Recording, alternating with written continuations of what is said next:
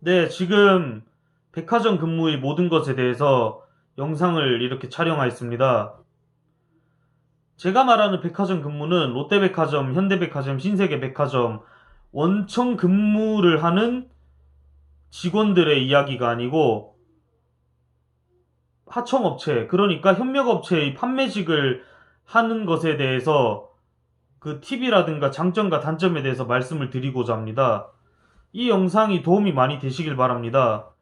일단 제가 이 영상을 촬영하기 전에 20살 때부터 30살 때까지 일했고 지금도 일하고 있는 친한 동생에게 이 영상을 촬영해도 되냐라고 했고, 이 영상에 자기 이야기가 들어간 거를 허가를 했습니다. 네, 그러면 본격적으로 시작하겠습니다.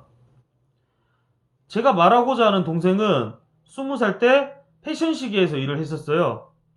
패션 시계라면 아르마니 시계, 예를 들면은 파스들 시계, 이런 식으로 그 시계만 전문적으로 만드는 브랜드가 아닌 패션 시계를 전문으로 판매하는 브랜드인데, 근데 패션 시계 쪽이 확실히 급여가 짜더라고요.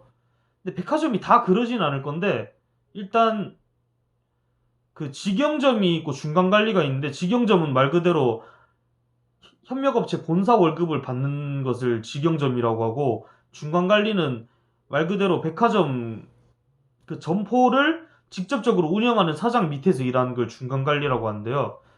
근데 백화점 근무가 직영점이든 중간 관리든 일단 급여가 되게 짜더라고요. 제가 명품관 쪽은 정확하게 모르겠는데, 명품관도 처음엔 짜다가 여기에서 잘 풀리고 외국어 능력이 되게 뛰어나거나 하면은 연봉이 되게 센 편인데, 근데 패션 쪽, 그러니까 명품관 아닌 쪽은 되게 급여가 짜더라고요. 제가 얘한테 연봉을 물어봤어요.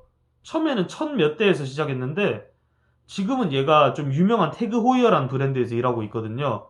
여기에서 직영점은 아니고 중간관리 사장 밑에서 일을 하는데, 근데 군대 제대하고도 한 5년 이상 일했고 거의 6년? 7년 정도 했는 걸로 알고 있는데, 근데도 연봉이 2,600밖에 안 되더라고요. 근데 백화점 직급이 있는데, 일단 직급을 설명드리면은 백화점에서 가장 직급이 높은 사람을 매니저 혹은 점장이라고 하고, 두 번째 시니어라고 하는데 시니어 혹은 부점장이라고 해요. 그리고 그 밑엔 주니어, 막내 이렇게 부르는데, 막내에서 얘가 지금 시니어, 그러니까 부점장 정도거든요. 부점장, 부매니저 정도. 근데도 이게 거의 한 5년 이상을 했는데도 2,600밖에 안 되더라고요. 저는 이 일을 하면서 지금 안전일 하고 있는데, 일한 지 이제 1년 이제 됐을 거예요, 아마. 1년 이제 거의 다 돼가는데, 근데 얘보다 연봉이 훨씬 높거든요. 그러니까 이게 백화점 일이 정말 명품관에서 크게 성공하지 않는 이상은 정말 급여가 짜다. 이거는 좀 많이 알고 계셔야 되고, 만약에 이 짠 급여를 좀 내가 더 올려받고 싶다. 그럼 인센티브 제도라는 게 있는데, 본사에서 월 5천만 원을 팔아라고 해요. 근데 그 매장에서 5천만 원을 넘게 팔았으면은 몇 퍼센트 추가 금액을 주거든요. 그걸로 번 거 아니면 사실상 힘들어요. 정말 백화점 근무에서 성공하려면은 처음부터 명품관 들어가셔서 거기에서 차근차근 밟고 나가는 게 나은데, 계속 패션 쪽을 가거나 거기에서 직원으로만 나오면은 좀 많이 힘들어요. 그리고 요즘 일이 정년이 없다. 그건 맞아요. 다 점점 명예퇴직이 빨라지고 남자들 이렇게 퇴직한 시기가 점점 빨라지는데, 근데 백화점은 특히 남자 기준으로 말씀드리면은 그 친구한테도 제가 들어보니까 퇴직이 되게 빠르다고 하더라고요. 40 중반? 후반 전에 이렇게 많이 퇴직을 당하는데, 그래서 백화점 하시는 분들이 주로 많이 하는 게 자기가 매장을 직접 운영하는 중간 관리를 많이 하시는데, 근데 중간 관리 같은 경우에도, 근데 요즘 백화점 근무가 왜 제가 명품관이 되게 좋다라고 했냐면은, 명품관은 가격이 오를수록 한국 사람들은 많이 사요.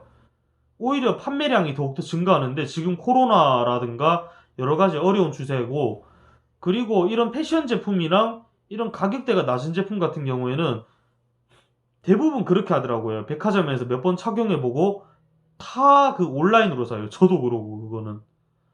그러다 보니까 오프라인 판매가 이루어지기가 힘들거든요. 뭐 그런 것도 있고, 일단 백화점, 제가 듣기로는 정확하진 않은데, 그, 최저임금보다 조금 더 받나? 최저임금 정도로 받나? 그 월급이나 연봉이 이렇게 되더라고요. 그래서 연봉 측정이 좀 많이 어렵고, 뭐 그런 부분 때문에 좀 급여적으로는 좀 짜긴 짜요. 그래서 연봉 협상을 잘 해야 되는 것도 있어요.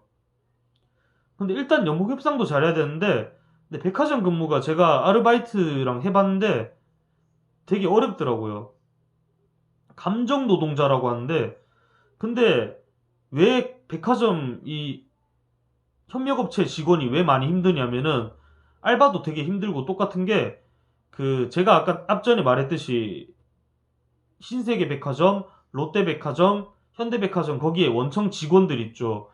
얘네들한테 매출 압박을 당해요. 다른 매장은 많이 팔았는데 왜 많이 못 팔았냐, 이런 것도 있고, 그리고 또 매니저 같은 경우에도 그 협력업체 그 본사 있죠.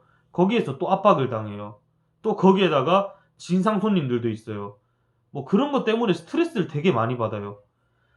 뭐 그렇다 보니까 감정 노동자라고 하는데, 또 오랫동안 서 있고 또 사람 상대하고 또 화나도 참아야 되는 경우도 많고 항상 웃어야 되고, 좀 이런 부분에 대해서 많이 힘든데, 정말 서비스 정신이 뛰어나거나 말하는 걸 좋아하고 이렇게 판매하는 걸 좋아하시는 분들은 정말 이 일이 괜찮다고 생각하는데, 근데 좀 여러 가지 치이고 하는 게 되게 많다 보니까 좀 어려운 일이 많아요.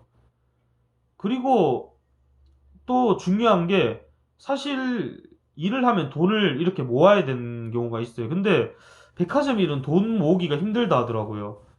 손님 스트레스, 또 본사 스트레스, 여러 가지 스트레스를 백화점 직원이나 아르바이트 같은 경우에는 일 끝나고 술 먹고 막 이렇게 유흥에 푼다고 하더라고요. 근데 다 그렇다는 건 절대 아니에요. 근데 그런 경우가 많다고 하고, 술자리나 이런 게 회식 자리가 워낙 많으니까 돈을 좀 모으기가 어렵다라는 말은 좀 많이 들었거든요. 그래서 돈 제대로 모으거나 만약에 여기에서 크게 성공하려면은 그냥 어정쩡한 각오로 했을 때는 돈도 못 모으고 그냥 박봉으로 일할 수 있을 확률이 되게 높다고 생각합니다. 그래서 백화점 업무를 하실 때는 많이 알아보시고 좀 많이 각오를 하시는 게 좋다고 생각합니다. 네, 이상입니다.